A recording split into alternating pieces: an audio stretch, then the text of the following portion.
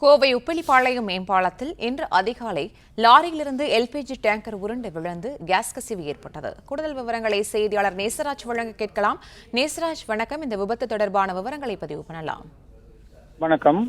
கோவை கணபதி மாநகர் பகுதியில் உள்ளது எல்பிஜி கேஸ் பிடிக்கும் தொழிற்சாலை. இந்த பகுதிக்கு நேற்று இரவு டாரஸ் லாரி கொச்சியிலிருந்து எல்பிஜி கேஸ் பிடித்துக் கொண்டே கோவை வந்துள்ளது. இந்த நிலையில் இன்று காலை 2 மணி அளவில் உப்பிலிப்பாளையம் மேம்பாலம் மேலே வரும்பொழுது அந்த லாரியின் ஆக்சல் கட்டாகி எல்பிஜி கேஸ் லாரியிலிருந்து உருண்டு பாலத்தில் விழுந்துள்ளது.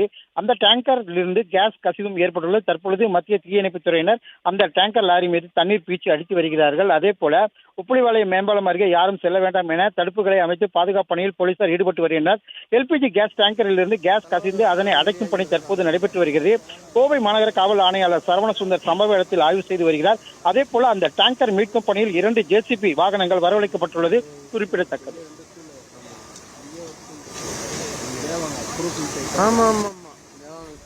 விவரங்களுக்கு நன்றி நேசராஜ்.